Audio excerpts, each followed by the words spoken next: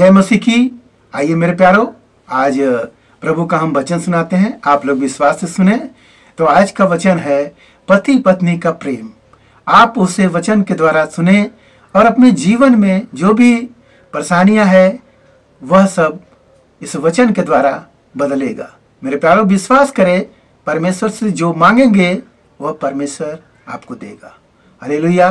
तो जो लोग नए हैं कृपया इस चैनल को सब्सक्राइब कर दे। तो आइए हम वचन पढ़ते हैं, आप लोग ध्यान से सुनिए।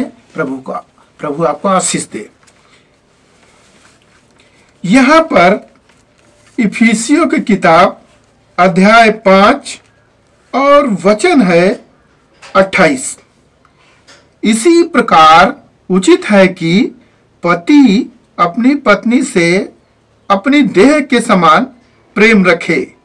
जो अपनी पत्नी से प्रेम रखता है वह अपने आप से प्रेम रखता है, क्योंकि किसी ने कभी अपने शरीर से बैर नहीं रखा, वरन उसका पालन पोषण करता है, जैसा मसीह भी कलीसिया के साथ करता है, इसलिए कि हम उसकी देह के अंग हैं।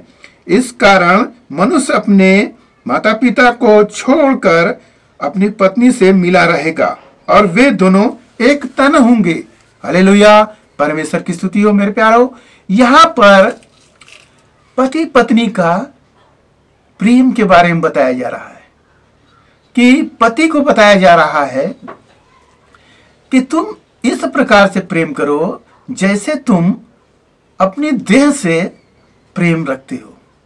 अपनी देह को जैसे पालते हो, पोसते हो, अच्छा खाना खिलाते हो, कपड़ा पहनाते हो, वो उस प्रकार से आप पत्नी से प्रेम रखो। मेरे प्यारो, जैसे लिखा है कि प्रभु यीशु मसीह भी अपनी कलीसिया से प्रेम रखते हैं। प्रभु के कलीसिया में कोई भी बीमार होता है प्रभु उसे चंगा करते हैं, जो भी घटी होता है प्रभु उसे देते हैं। तो हम कलीसिया के क्या है? अंग है। तो यदि हम अंग हैं तो क्या हम अपनी पत्नी को गाली बके या पत्नी को अपने डांटे या उसके साथ अत्याचार करें? नहीं मेरे प्यारो, हम मसीह यीशु के बच्चे हैं। जैसा अभी वचन में बताया गया कि आप अपनी देह से जैसे प्रेम करते हैं, जैसे मेरा उंगली दुखने लगेगा हम डॉक्टर के पास जाएंगे, हाँ, या भूख लगेगा तो हम खाना खाएंगे, होता है। वैसे ही हमें पत्नी के साथ भी वैसा ही प्रेम व्यवहार रखना चाहिए और पत्नी को भी चाहिए कि पति का आज्ञाकारी बने। ऐसा नहीं है कि पति कह रहा है कि यह काम मत करो तो हमें उसको जबरदस्ती अपनी बातों को थोपे। पत्नी को भी चाहिए कि पति का आज्ञा माने, जैसे हम प्रभु यीशु मसीह की आज्ञा को मानते हैं। हालेलुया। वहां प्रभु कलीसिया का सिर है और यहां आपका पति आपका सिर है। हालेलुया। तो पति आपका आपसे ऊपर है। आपको पति की आज्ञाओं को मानना है और जो वो कहे उसके अधीन रहना है और उसे खुश रखना है। मेरे प्यारो, पत्नी का दायित्व हुआ तो पति का भी दायित्व हो कि पति अपने पत्नी से अपने समान प्रेम रखे, न कि उसके साथ जबरदस्ती करे। मेरे प्यारो, वो आप जैसे प्रभु यीशु मसीह में एक मन एक चित होकर चलते हैं, वैसे ही हर एक मसीह भाई बहनों को हमें प्रभु के वचन के अनुसार चलना चाहिए, क्योंकि आप ही का चल चलन आपके बच्चे देखकर सीखते हैं। यदि हम गलत कर रहे हैं तो मेरे बच्चे भी वैसा ही करेंगे।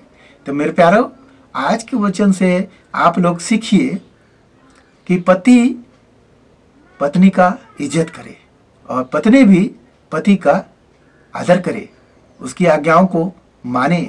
हालेलुया। दोनों मिलकर एक साथ रहे, जैसा वचन में लिखा है उत्पत्ति में कि प्रभु ने कहे कि तुम दोनों माता पिता से अलग होकर दोनों एक तन होगे। हालेलुया। मेरे प्यारो, प्रभु बनाए आदम को और आशीष दिए और दोनों अलग हुए और दोनों एक तन हुए। आज यहाँ पर पृथ्वी पर देखेंगे पिता शादी कर देता है और बेटे को एक रूम मिलता है और वो पत्नी के साथ रहता है। हालेलुया, एक दोनों बनकर। मेरे प्यारो, ऐसे ही वचन से आप अपने आप को बदलिए। यदि कमी है तो बदलिए और प्रार्थना करिए प्रभु से। प्रभु आपको वो समस्याओं से छुटकारा देगा। आइए तो आपके घर परिवार के लिए हम प्रार्थना करते हैं। महान परमेश्वर, हालेलुया, धन्यवाद करते प्रभु आज के दिन में प्रभु जो वचन मिला है पिता परमेश्वर, पति पत्नी का प्रेम पिता परमेश्वर, हालेलुया, ऐसी आशीष से भर दे पिता परमेश्वर। दोनों एक तन हो पिता परमेश्वर, भले अपने पिता से अलग हो परंतु दोनों एक तन हो, एक मन हो चले। हे मेरे प्रभु, आशीष से भर दे प्रभु। उनके घर परिवार में सुख शांति बनी रहे। लड़ाई या झगड़ा हो तो हो, शाम ढलते ढलते प्रेम हो जाए। मेरे पिता ऐसी आशीष से भर दे। घर परिवार में दुख परेशानी यीशु मसीह नासरी के नाम से दूर हो जाए। दोनों पति पत्नी आनंद खुशी के साथ रहे और प्रभु का आशीष अनुग्रह उनके जीवन में सदैव होती रहे। धन्यवाद करते हुए प्रार्थना मसीह यीशु के नाम में, आमीन।